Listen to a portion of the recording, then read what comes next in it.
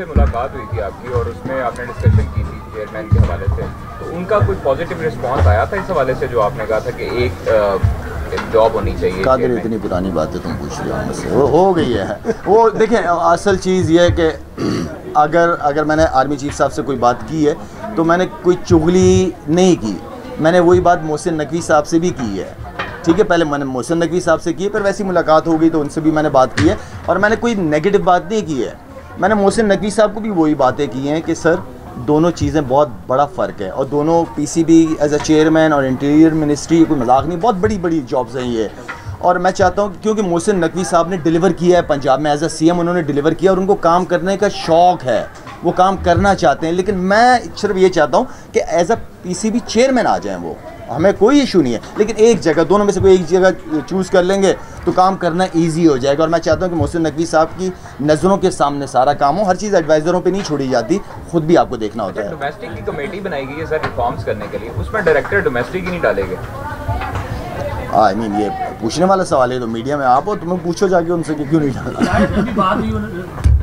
के हवाले से हमारे 2 साल के बाद, 3 साल के बाद, 7 साल बाद रिफॉर्म्स करते हैं, ऐसे कैसे आपकी क्रिकेट ठीक होगी जब आपको ये पता ही नहीं कि अगले साल हमने क्या क्रिकेट खेलनी है, 8 टीम में खेलेंगे, 6 टीम में खेलेंगे, क्या कहेंगे ऐसे? यार मैं एक बात बताऊं आपको, हमारे जितने, जब क्योंकि क्रिकेट स्ट्रगल कर रही है हमारी, ठीक है ना, मैं ये समझता हूं कि हमारा जो भी नेशनल टीम का प्लेयर है उसको डोमेस्टिक सीज़न में जाने की कहीं इजाज़त नहीं होनी चाहिए। 5 से 6 मैचेस वो डोमेस्टिक क्रिकेट के खेलेगा 4 डे, एंड देन फिर उसके बाद जो दुनिया में लीग हो आप इजाज़त दो, लेकिन प्लेयरों को साथ साथ में रेस्ट भी चाहिए। ये नहीं है कि हमारा हर प्लेयर जो है वो सिलेक्शन कमेटी बांग्लादेश के ख़िलाफ़ भी खिला रहे हैं, हम जिम्बाब्वे के ख़िलाफ़ भी खिला रहे हैं, आयरलैंड के ख़िलाफ़ भी खिला रहे हैं, नहीं, आप प्लेयर्स को रेस्ट चाहिए होता है, चाहे कोई भी प्लेयर हो, चाहे वो शाहीन हो, बाबर हो, रिजवान हो, इन लोगों को रेस्ट चाहिए। रेस्ट इसलिए चाहिए कि पीछे आपके डोमेस्टिक में जो परफॉर्मर्स हैं एटलीस्ट उनको तो चांस मिल सके ना।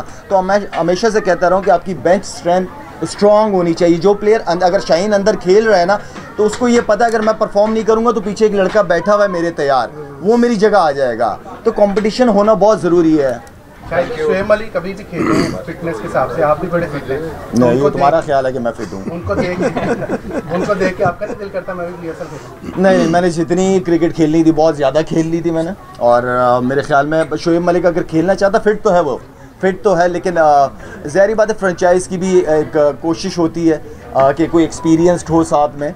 और शोएब कंटिन्यू क्रिकेट खेल ही रहा था, प्रैक्टिसों में मैं उसको देख रहा था, थोड़ा सा एक्सपीरियंस को साथ लेके चल के कप्तान को भी सपोर्ट मिल जाती है एक तरीके से। हाँ, ज़रूरी नहीं कि आप सारे मैचेस ही उसको खिलाओ, अगर अच्छा कर रहा, परफॉर्म कर रहा है, बिल्कुल खेलना चाहिए। शायद रिजवान, आप टीवी पे बोलते हैं कि रिजवान बड़े अच्छे करते हैं, लेकिन वो प्रेस कॉन्फ्रेंस में आजकल कह रहे हैं कि उनके हाथ में कुछ नहीं है, तो क्या समझते हैं आप, बाकी उनके हाथ में कुछ नहीं है? रिजवान को मैंने बहुत ज़्यादा सपोर्ट की है, सबको पता है, हमेशा से उसको, क्योंकि बाबर के बाद अगर कोई नज़र आ रहा था कप्तान तो वो रिजवान ही नज़र आ रहा था, क्योंकि रिजवान ने जिस तरीके से मुल्तान सुल्तान को PSL में लीड किया, बड़े ज़बरदस्त तरीके से लीड किया।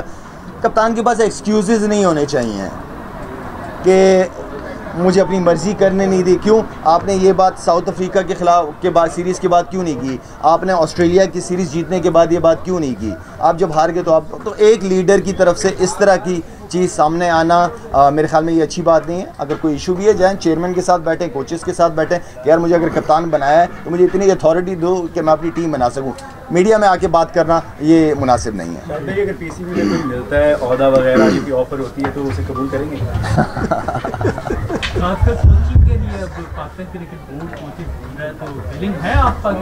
यार मुझे पाकिस्तान टीम से कोई लगाव नहीं है। मुझे अगर काम कराना है तो ये 14, 15, 16 साल वाले जो बच्चे हैं ना, इनके साथ काम कराओ, ठीक है। ये जो 15, 16 साल वाले जो माइंड सेट है ना बच्चों का, इस माइंड सेट पे क्या काम करने की ज़रूरत है? वो ये ज़रूरत है कि हारे हुए मैचेस कैसे जीते जाते हैं, आपने फ़ाइट करनी कैसी है बड़ी टीमों के ख़िलाफ़, आपका प्लान क्या होना चाहिए। हमारी हर चीज़ पाकिस्तान टीम में आके ही सीखते हैं सारे। PSL में कोई आपको टैलेंट नज़र आया यंगस्टर में जितने आपने देखा? PSL में टैलेंट ऐसे जो टैलेंट था वो पहले पाकिस्तान से खेला था, फिर ड्रॉप हो गया था। एक रज़ा है फास्ट बॉलर, वो एक नज़र आ रहा है, लेकिन मैं समझता हूँ कि बैटिंग के अंदर 3-4 प्लेयर हर PSL के अंदर पास्ट में भी नज़र आए, क्योंकि पाकिस्तान की जो बैकबोन रही है, जो चैम्पियन ट्रॉफी जीती थी इंग्लैंड के अंदर, उसमें ज़्यादातर प्लेयर्स वो थे जिन्हें PSL के अंदर अपॉर्चुनिटी मिली थी। लेकिन इस बार मैं अगर ईमानदारी वाली बात कहूँ तो वो चीज़ नज़र मुझे नहीं आई अभी तक।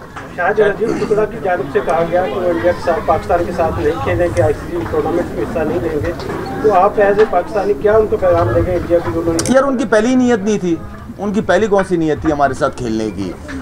मेरे ख्याल में हर चीज़ आप 1 घंटे तक दहशतगर्द वहाँ दहशतगर्दी करते रहे, ठीक है, वहाँ तक 8 लाख फ़ौज में से कोई नहीं आया, और जब आए तो 10 मिनट के ऊपर पाकिस्तान पे इल्ज़ाम लगा दिया।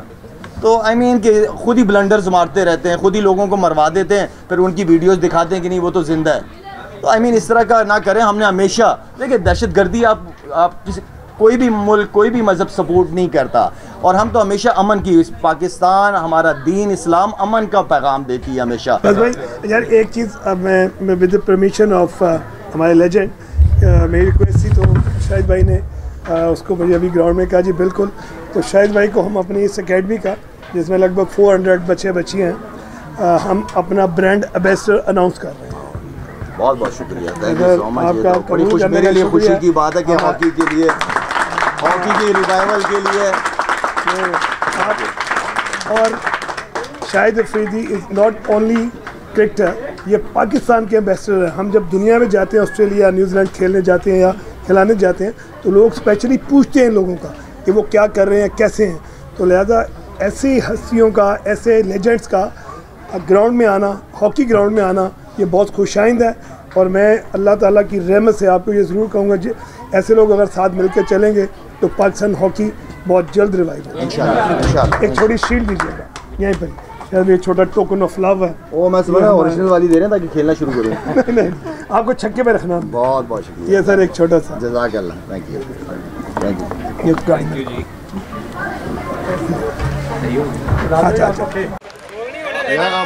मैं आगे ओ भाई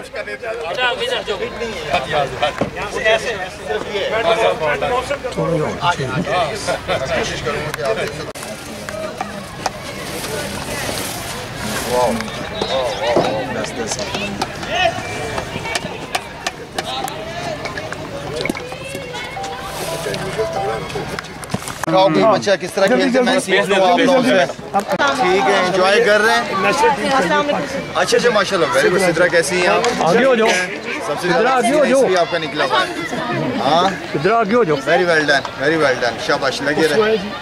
फ्यूचर स्टार, ओके, ये सब बच्चियां जो है ना मिलती हैं, सब माशाल्लाह। आप लोग जैसे सोचोगे वैसे होगा, ठीक है ना। सोच बड़ी रखें कि मैंने पाकिस्तान का नाम दुनिया में रोशन करना है। छोटी सोच नहीं, बड़ी सोच रखें आप। बड़ी सोच के लिए फिर मेहनत भी थोड़ी उस हिसाब से करनी पड़ती है, ठीक है बेटा। यासीन बच्चों को आगे कर दें, बच्चों बेटा आगे आप लोग आगे आओ, सामने आओ, सामने। बेटा कैसे हैं आप लोग? खैरियत से हैं? इतनी मेहनत कर रहे हैं आप लोग माशाल्लाह इस गर्मी में।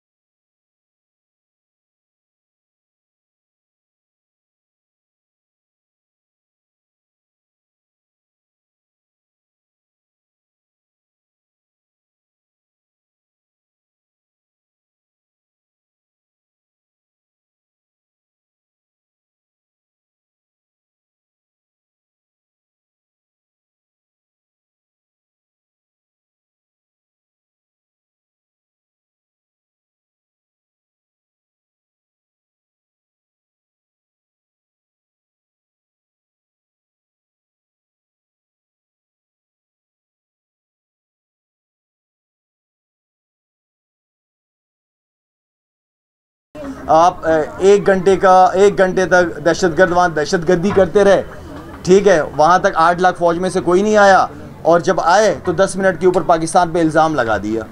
तो आई मीन कि खुद ही ब्लंडर्स मारते रहते हैं, खुद ही लोगों को मरवा देते हैं, फिर उनकी वीडियोस दिखाते हैं कि नहीं वो तो ज़िंदा है। तो आई मीन इस तरह का ना करें। हमने हमेशा देखिए दहशतगर्दी आप कोई भी मुल्क कोई भी मज़हब सपोर्ट नहीं करता। और हम तो हमेशा अमन की, पाकिस्तान हमारा दीन इस्लाम अमन का पैगाम देती है हमेशा। हमने हमेशा इंडिया के साथ अच्छे ताल्लुकात बनाने की कोशिश करते रहे हम लोग हमेशा। हमें काफ़ी थ्रेट्स मिलती रही वहाँ से। टूर से पहले हमें ये भी नहीं पता होता था कि हम जाएंगे कि नहीं जाएंगे। वर्ल्ड कप अगर आपको 16 को याद हो, हम लाहौर में ही थे, हमें तो पता ही नहीं था। मैं एज ए कैप्टन लीड कर रहा था टीम को, तो मुझे तो पता ही नहीं था कि हमने हमारी फ़्लाइट होनी है कि नहीं होनी। तो आई मीन स्पोर्ट्स जो है ना, वो पे हमेशा मैं बात करता हूँ कि स्पोर्ट्स डिप्लोमेसी हमेशा बेस्ट रहती है। स्पोर्ट्स की वजह से ही आपकी कबड्डी की टीम आ जाती है इंडिया से, यहाँ क्रिकेट नहीं खेलते आपस में। तो करना है तो फिर पूरी तरह बंद करो, अगर चलना है तो पूरी तरीके से चलो।